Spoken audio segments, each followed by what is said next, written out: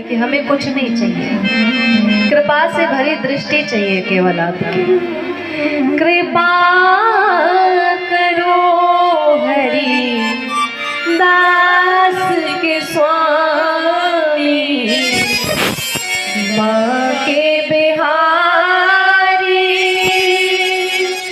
अंतर्यामी।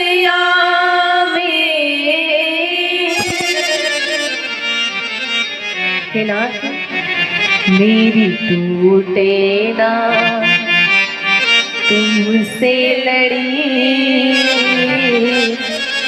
बिहारी मैं तो कब से खड़ी। मेरी अखियाँ है वो तेरी अखियाँ है जादू भरी,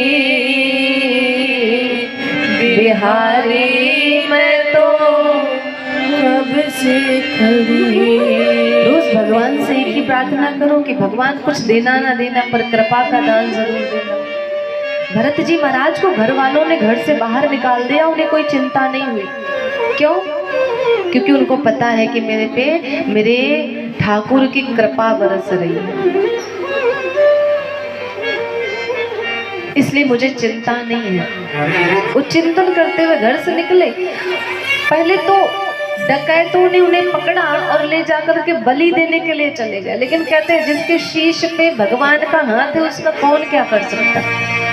मैया प्रकट भई और खप्पर लेकर के उन सारे चोर डकैतों का शीश काट दिया और मेरे भरत जी उठे और वहां से चल पड़े। कुछ मांगा नहीं माँ से।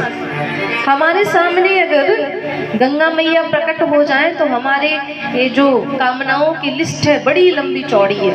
हम तो उनसे अपने एक क्षण में हजारों अपनी कामनाएं इच्छाएं उनके सामने रख देंगे, लेकिन धन्य है जड़ भरत जी महाराज, उनके सामने भगवती प्रकट भई, प्रणाम किया और चल दिए। कुछ मांगा ही नहीं,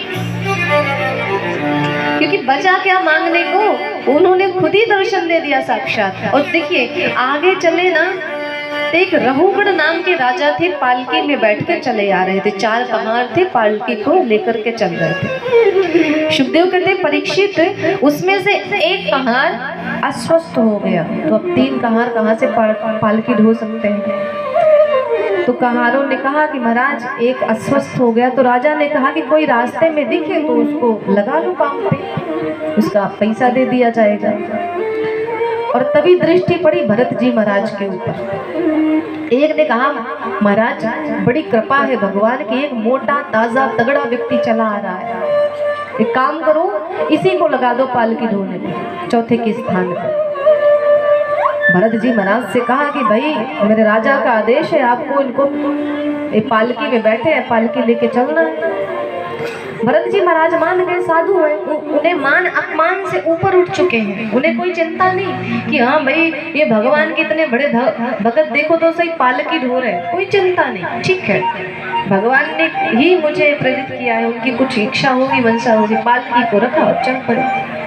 अब सुखदेव भगवान कहते चूंकि ये भगवान के भक्त हैं, चल रहे हैं, तो मार्ग में अगर छोटे छोटे कीड़े आ जा रहे हैं, चींटे आ जा रहे हैं, चींटियां आ रही हैं, तो महाराज भरत जी उछल पड़ते हैं, कूद पड़ते हैं कि कहीं मेरे पैरों के नीचे दब के इनकी मृत्यु ना हो जाए। अब आप भला सोचो कि पालकी ढोने वाला यदि उछलने लगे बीच बीच में, तो पालकी के अंदर जो बैठा उसकी स्थिति क्या है। महाराज राजा रघुगण की तो स्थिति खराब। अब जितनी बार ये कूदे उतनी बार उनके सर में पालकी टन टन लगे, खटखट। तो रघुगण महाराज पालकी के भीतर से कहते हैं कि भाई किसको पकड़ के लाए हो जिसको चलना भी नहीं आता।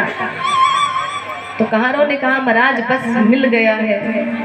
अच्छा फिर से चले, समझाया कि देखो भाई ठीक से चलो, नहीं अगर मेरे महाराज क्रोधित हो गए तो दंड का भागीदार बनोगे आप। बोले ठीक है, फिर चले। फिर थोड़ी देर पे एक चींटी आ गई मार्ग में, फिर कूद पड़े महाराज की ये कहीं मेरे चरणों के नीचे दब ना जाए। अब तो रघुगण महाराज झांके जब पालकी का पर्दा उठा के देखे, जो लंबा चौड़ा मोटा तगड़ा व्यक्ति पालकी लेके चल रहा है। राजा रघुगण कहते हैं अरे छोड़ो इसको, कितना दुबला पतला व्यक्ति है, सिंह जैसा, क्या कहते हो इसको, कोई बात नहीं। आज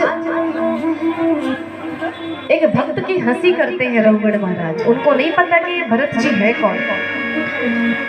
अब क्या था, जब फिर से